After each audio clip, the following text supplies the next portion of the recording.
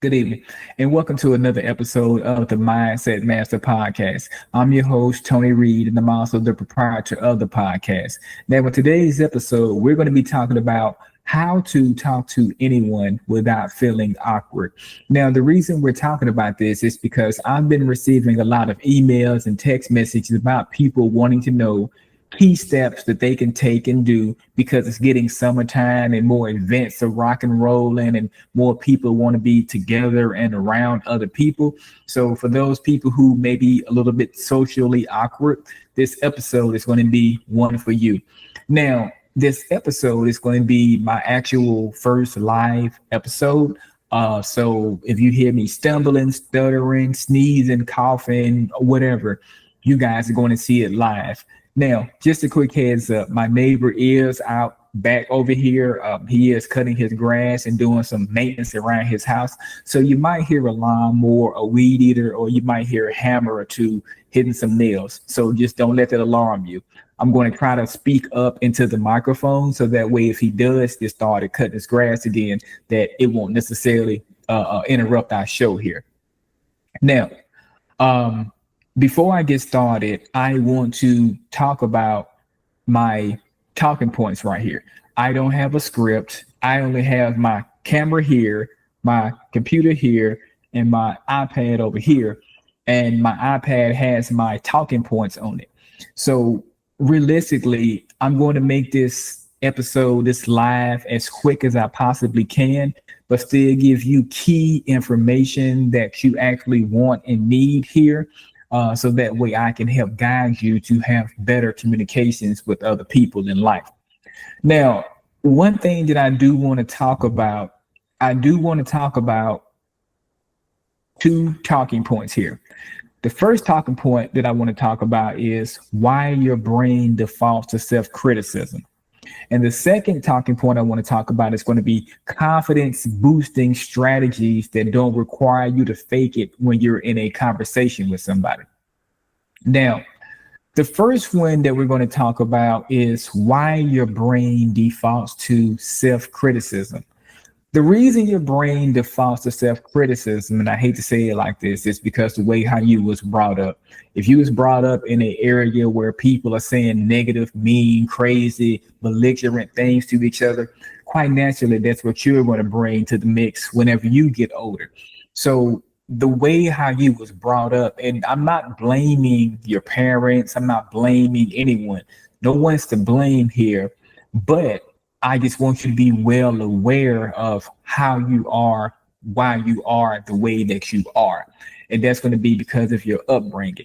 If you heard your whole life that if a person who is 18 has a Lamborghini and they have a big 5,000 square foot palatial estate, if you've heard that people who fit that criteria are either drug dealers, mafia gangsters, or they have done something illegal in life to get to that particular status, see, that is a negative self-connotation right there.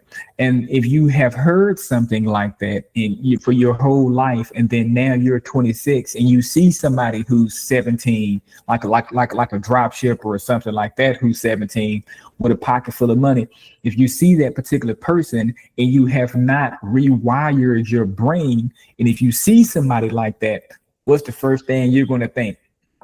The way how you was brought up. Man, I wonder what he's selling. Shit, put me on his team. You know, things like that are going to be those negative thought processes that we have inherited from the way how we were brought up. And if you roll those same thought processes up into your day to day, then that's going to make it where you cannot communicate with people. That's going to make it where nobody realistically wants to deal with you. It's like, who wants to deal with somebody at a Met Gala or at a wedding or something, trying to mix and mingle, and you're negative the whole day? There's nothing wrong with you being negative, and nothing wrong with you thinking negative sometimes. But if you always think negative, who realistically wants to be around that? I know I don't. And I'm pretty sure the people who are watching right now live, I'm pretty sure that you guys don't want to be around nobody that's always negative. Like, negative is contagious. That's one germ that nobody wants. Nobody wants that negative germ, because just imagine if you done everything right in life and you don't have to work anymore. You're 18, you don't have to work. You done things right in life. You saved your money up. You invested your money into a business startup. Like, again, you did the things right in life, and you decide to go out here and get a 458 Ferrari or something like that. Why should people think that you're a drug dealer? I mean, because you don't have a big pot belly, or because you hadn't been shot, stabbed, beat up, blowed up, got 1,000 kids.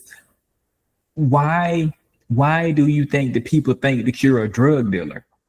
And the reason that is because of how they was brought up, that negative connotation about money. See, some people was brought up with the aspect of you have to be a certain age, you got to go through a certain thing, you got to have certain things happen to you in life before you're able to get a Ferrari, before you're able to get a Lamborghini. But see, if you want people to communicate with you, and if you want to be the person who people love to talk to at parties and stuff like that, you have to get over that negative connotation that because you're young, you don't deserve that. You have to not think about that, because the person deserves the Ferrari when they do Ferrari type of things. If you're sitting back keeping up with the Kardashians all day and stuff like that, and you're not doing nothing to expand your life or expand your brain besides keeping up with them, that's not going to keep you, that's not going to make you happy in life. It's only going to keep you stagnant and living a altruistic life through their eyes.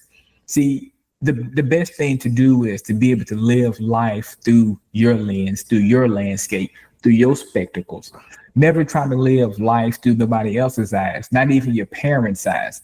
And see, that's how a lot of things come up in life. A lot of negativity comes up in life because we want to be like somebody else. We want to vote the way our parents voted. We want to go up here and go to the same college our mom and daddy went to.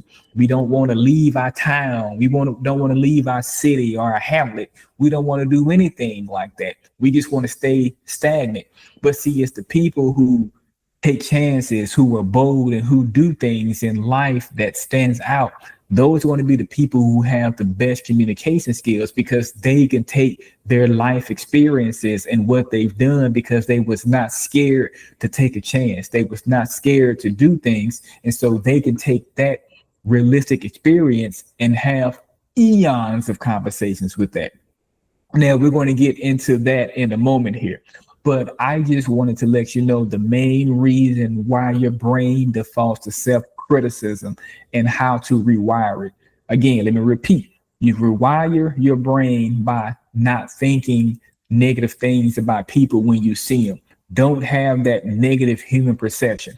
Just because you see a little kid rolling up in a Koenigsegg or something like that, that doesn't mean that he's some spoiled or rich brat or something like that. All these negative things, because he is where you want to be and where you want your kids to be. He's exactly right there. So stop putting negative connotations out to the world about how people got their money. It doesn't matter if they went out and made an exotic movie and got paid. It doesn't matter if they did this and got paid. It doesn't matter how you think or how you feel. All that matters is that they got the particular item and they have done the things in life halfway right.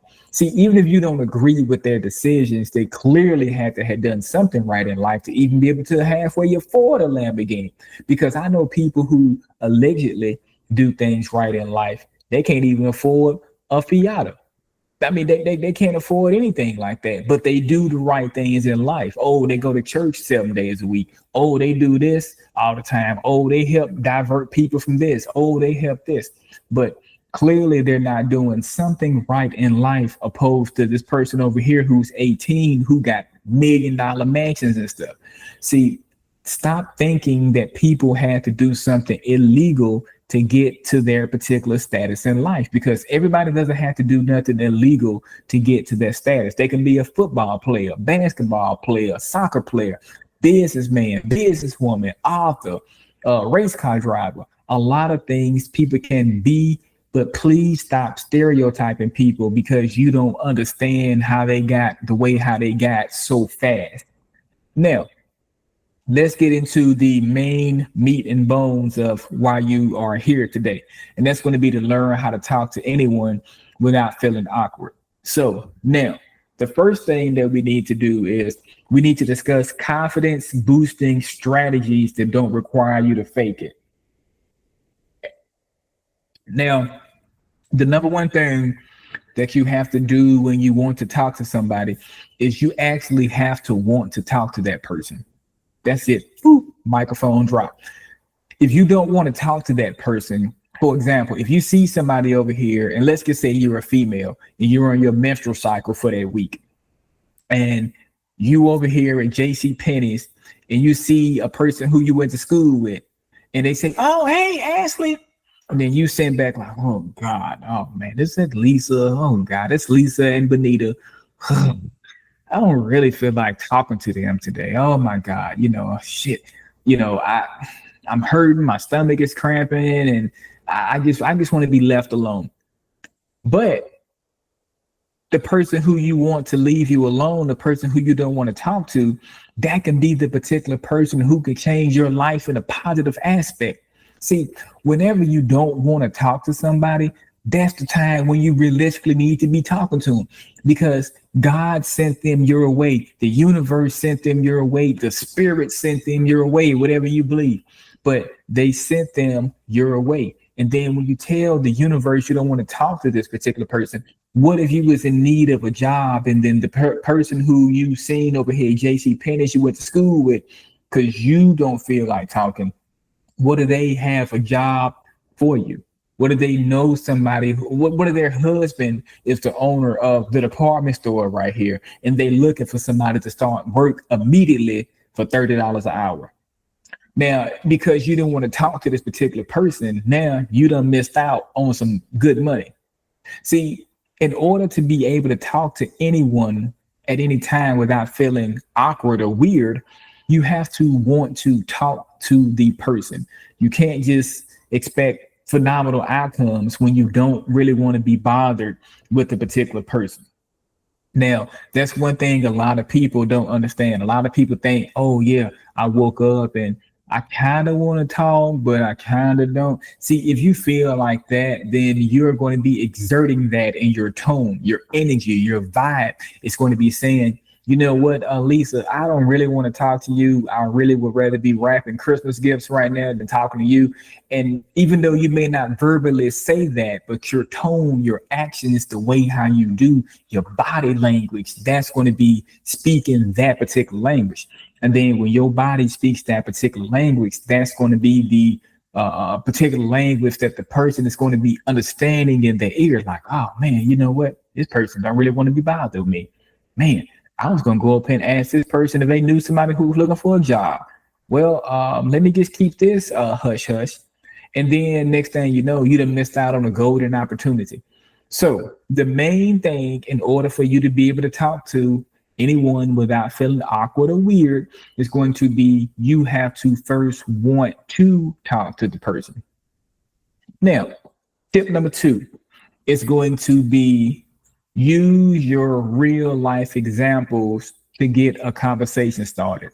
So for example, let's just say if you're at a cocktail party and you're kind of mingling around, like you went there by yourself, you're kind of like mingling, navigating around and things like that. And a group of people kind of wave to you, "Hey man, come here, come over here with us." And you don't really know what to say. You're kind of like, "Oh, hey, hey guys." Instead of all that type of stuff, use your real life examples, because as humans, we've all been through certain things that other people have not been through. We've seen certain things that other people haven't seen. And we've all had different experiences in life that other people may have not experienced. I've been to Disneyland 3 times in my life. My wife has been to Disneyland 3 times in her life. But my experience when I went to Disneyland back in the 80s, in the 90s, is different from when my wife went to Disneyland in the 90s and in the 2000s. different decades, different times of life.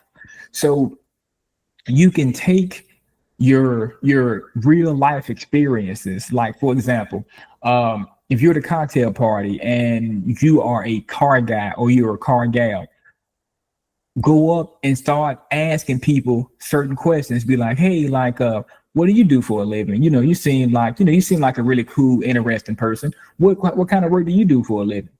Oh man, well, what kind of work I do for a living? I'm an auto mechanic. Oh, really?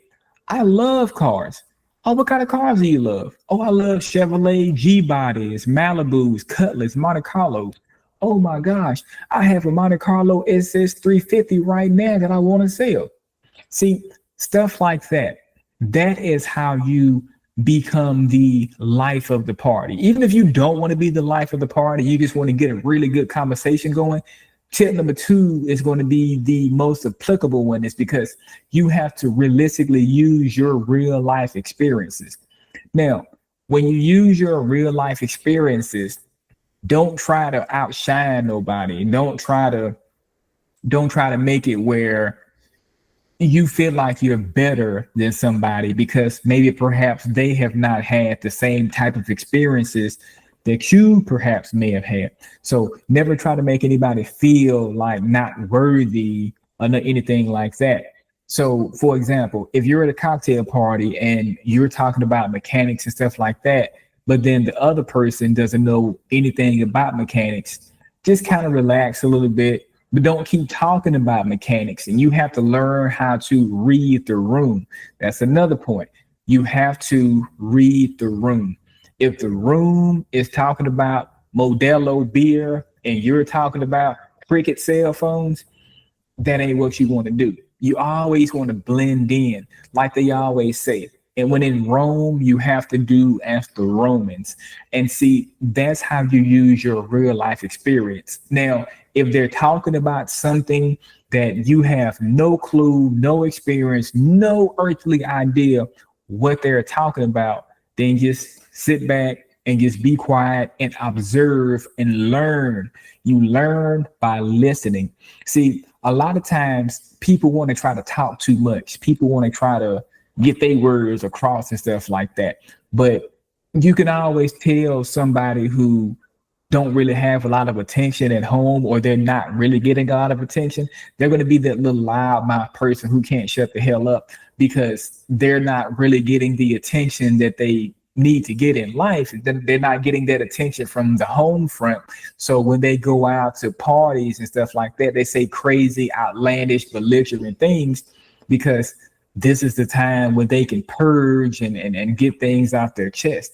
But see, this isn't the time to say outlandish and belligerent things. This is the time to be a sponge. Sit back and listen. And then when you sit back and listen, you can learn a hell of a lot more when you sit back listening to people, more so when you're trying to talk and get your point across like that. Because realistically, nobody really cares about your point. They don't.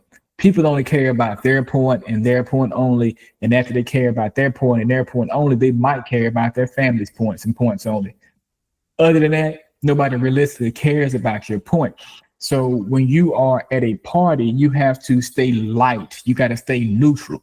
You got to learn how to use different topics at the appropriate time. Again, if everybody's talking about golf and then you're talking about grilling out hot dogs and stuff like that, that doesn't go together. Find something else to talk about that's within the same vicinity. Now, again, if you don't know anything about the topic, please do not get involved in the conversation. Now, you might be thinking, Tony, well, if I'm at a cocktail party, everybody else is talking about golf. I don't know nothing about golf. What if they try to get me to talk about golf? Okay, glad you asked that question. Now, the best way to do that is to just say, hey, look, I don't really know a lot about golf and I don't like sounding like a clown. So I'm just going to sit back and let you guys have this conversation here because I want to learn about golf and I'm going to sit back and listen to y'all converse about golf. And then, maybe when I learn more about golf, we can, I can tap into certain conversations. See, that's one of the main things right there that I want to teach you. Don't try to jump into a conversation with somebody and you have no earthly idea about it. That's just like I was at an event, and it was a cooking event, and this one lady, she didn't know a thing about cooking. She didn't know a thing. And then the little instructor had advised her she needs to knead the dough. And so, like when you knead the dough, you kind of forming it and stuff like that. Well, she act like she was this big time chef, and when the instructor said knead the dough, she went back and picked the dough up, saying, "Oh, I don't need the dough for this step." Now hold on. Now let me repeat that for some of y'all who may not who caught what I just said. The instructor asked this lady to knead the dough. She literally thought she needed the dough, like she needed to go pick the dough up and bring it back. No, kneading dough means, like I said, you're making you're doing, like little manipulations to it and stuff like that. That's what that means. So that whole event, that lady got laughed at, even though she didn't know she was getting laughed at. But they almost basically made a fool out of this lady because she act like she was a certain thing that she wasn't. And that's going to segue me into my next talking point. Do not ever lie about your experiences. If you're not a culinary artist, please don't be acting like you Wolfgang Puck, a guy for really. Please don't be acting like you're on the top shelf or nothing like that. Please don't do that. Just be who you are. Just be natural. That's all you have to do. Because if you are at a cocktail party, somebody there knows how to cook, and they're going to ask you, "Oh yeah, so what do you put inside of your arugula soup?" Then you sit back saying, "Oh, I put garlic, I put cinnamon, I put Cajun pepper, I put ketchup." The person is going to look at you and know that you have no earthly idea on how to make a proper arugula soup, because you would never put those ingredients in there. Even if you was drunk, you would never put those ingredients in there. So always tell the truth. If you done it, you done it. If you ain't done it, you ain't done it. Don't try to stunt in front and act like you're something more than what you are, because if you do that, that's going to be cute and cool for a little bit, but then people are going to kind of pick up on you have no clue on what you are talking about. Like, I hate when somebody try to get into one of my conversations or something like that, and you have no earthly clue is on what we're talking about. Almost like you was eavesdropping, and then you try to see what you can snag into the conversation. See, never do that. Never ever lie to try to blend in. You don't do that. When you do that, people are going to find out, and then they're going to do two things. The first thing they're going to do, they're going to make fun of you for lying. The second thing they're going to do, they're going to excommunicate you from any kind of event, because if you're talking about, how to make an arugula soup, why would they invite you to the next cocktail party? Why would they invite you to a party at their house? Why would they invite you somewhere like that? If you're going to be lying, stunting, and fronting and acting like you're this and you're that when you're realistically not, nobody's going to want to invite you over. Nobody's going to want to spend time with you. Nobody's going to want to be at these group meetings with you or anything like that, because people do not like liars, and we can spot a liar out quick, fast, and in a hurry. So if you feel like you have to lie to make it, or you got to stunt in front in the conversation, please don't even have that conversation. Please listen to Tony Reed on the show right here, and don't even engage in conversation. Only engage in conversation when you know what the hell you are talking about, because that'd be like me trying to go up here and talk about a Harley Davidson motorcycle. I know a little bit about Harley Davidsons, but I don't know as much as my dad knows about them. But if somebody's talking about a Suzuki motorcycle, oh, I can go all day with a Suzuki motorcycle, because that's what I specialize in. I know Suzuki products because I have a Suzuki. I've been riding Suzuki my whole life. I can tell you every single thing about it. I can tell you every single model. But if I'm at a dinner party and somebody's talking about Harley Davidson motorcycles, I'm not going to say one word. Now, if somebody tries to get me into the conversation by saying, "Hey, Tony, man, you know about Harley Davidsons?" Me, Tony Reed, I'm going to say, no, I don't know about Harley Davidsons because I'm more of a Jap bike guy. I'm more of a crotch rocket guy. But I can talk crotch rockets all day, but I'm gonna just sit back and let y'all teach me about Harley Davidson so I can expand my repertoire. See, that's what it is. See, if people know that you are wanting to learn, if people know that you are inclined to building your repertoire up, they don't mind helping you. They don't mind taking time to help you perfect what you want to talk about. They don't mind helping you talk about Harley Davidson motorcycles and the difference between a twin cam and a single cam. They'll be able to talk to you about all of that because they know you came from a genuine, open, honest place in life, and people like genuineness. See, and that's another thing. Whenever you go up here and lie about something that you've done, what that's going to do, that's going to make you seem not trustworthy. That's going to make you seem like the clown in the room. And who wants to realistically be around the clown in the room? Nobody realistically wants to be around the clown in the room.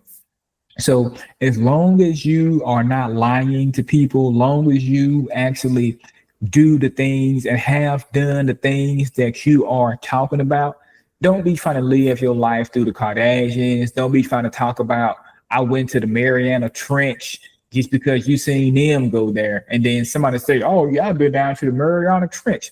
I have too. And then they ask you, oh, hey, well, when you got down 15 foot, did your ears pop? Then you sit back like, no, my ears didn't pop.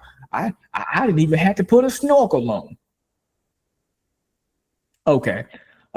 This person here is lying. So let's not talk to this person. So again, whenever you are trying to get people to talk to you and you are trying to make it where you can talk to people without feeling awkward, please do not lie about something that you've done. If you did it, you did it. If you didn't do it, you didn't do it. Now, that's going to segue us into my next talking point.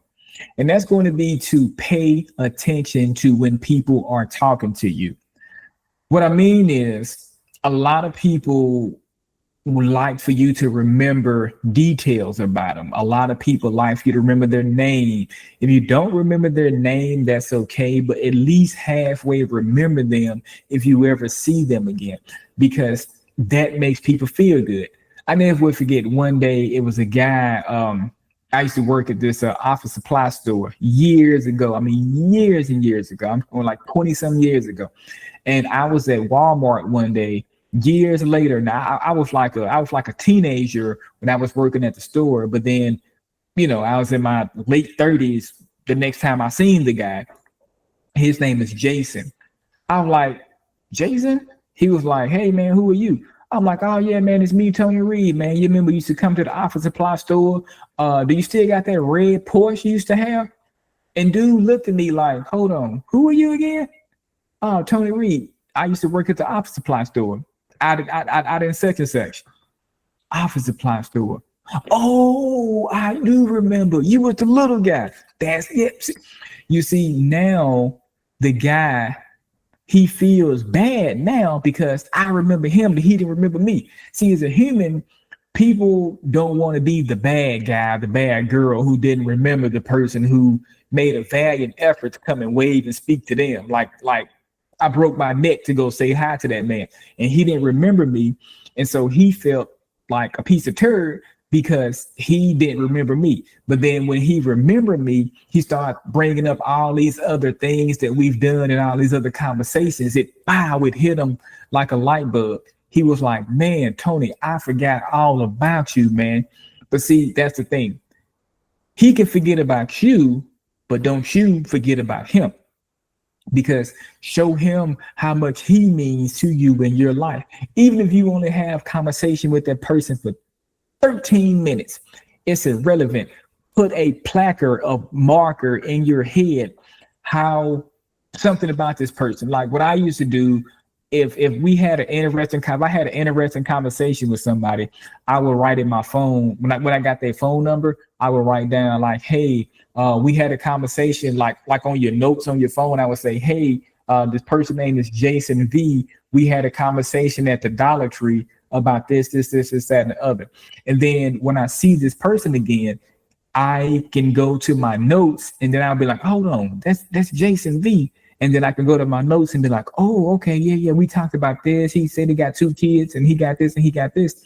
See, people love to hear stuff like that because nobody realistically remembers anything in today's time because you got to put everything on your phone. A lot of people don't halfway remember anything in today's time. But if you can remember somebody, you can remember one detail about that person is going to be ecstatic to talk to you. That person is going to be extremely happy to talk to you because a lot of people forget people in life and they forget certain events in life. And then when you forget certain events in life, what that's going to do, that's going to make the person not feel valued. Now, just imagine if a person was coming up to you and telling you how y'all went to school together, and then you, for some reason, don't remember them.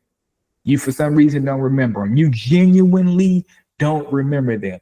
Well, one piece of advice I can give you is to play it off. You can be like, man, oh, hey, what's up, man? How you doing, man? Long time no see. And then once y'all get to talking, as long as you're paying attention, and then you can kind of start putting certain things back together. Don't be one of those people who try to block certain times off in your life and who try to get this out of your head like it never happened. It happened. So use what happened, and you can use that as a building block to build the conversation up. Now, again, if somebody is new in your life and you've never seen them, you don't know anything about them, again, you can use your real life experiences to go up there and navigate through the conversation.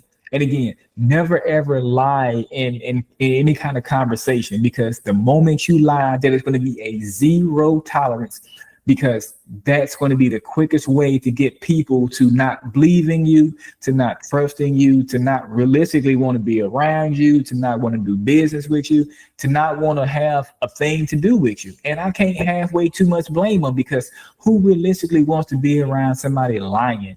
Like, why would you lie and say that you got a motorcycle? Oh, you know what? I'm gonna give you another example right here. Speaking about motorcycles, okay. So, and I'm gonna get ready to close the episode with this one here.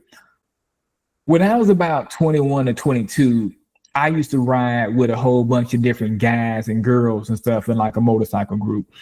One day we was at the Exxon gas station on Broadway in Nashville.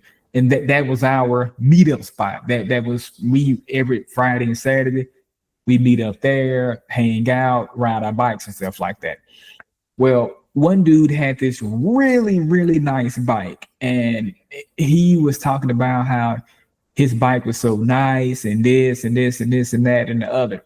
So he told us that he had went down and he had paid cash for his motorcycle.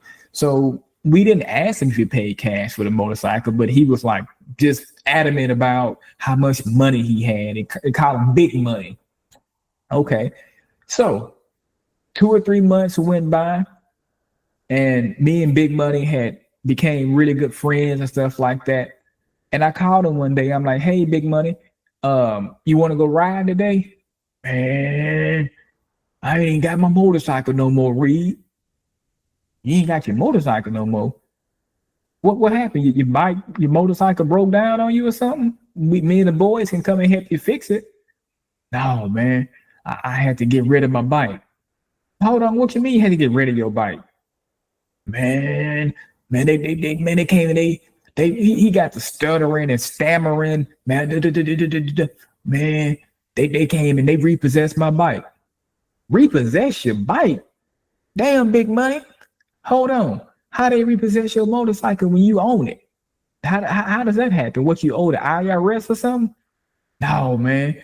Down at the Suzuki dealership, man, I missed 2 or 3 months of payments because I lost my job and all this and all that. Man, you see how Big Money, how idiotic he looked because he lied to the group and saying that he owned this motorcycle, but then he wound up getting his shit repossessed.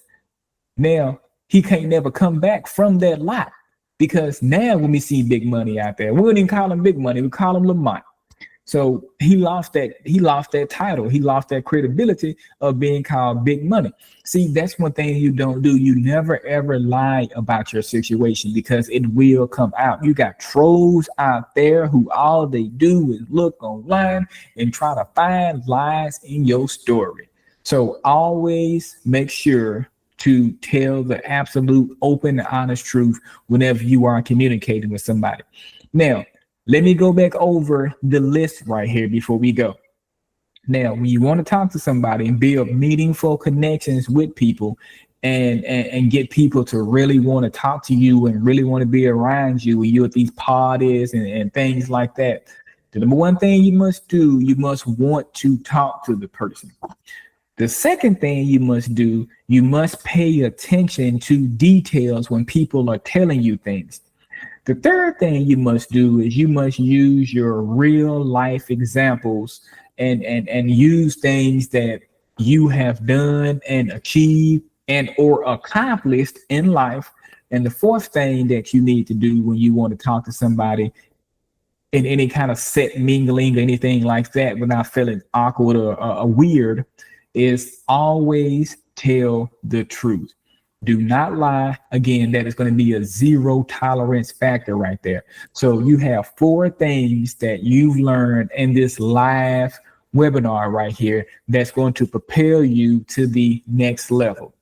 Now, if you have any questions about anything that I went over today, please reach out to me at info@TonyReed.co, and I would be more than happy to give you the slide deck and be more than happy to give you my talking points right here. Or if you want to actually have a real live coaching session with me one-on-one, also reach out to me at info@TonyReed.co, and then we can set up an arrangement so where you and I can sit down and we can talk and I can help you move past any kind of mental blockades or any kind of barriers that you may be going through. Until next time, I'll catch you later.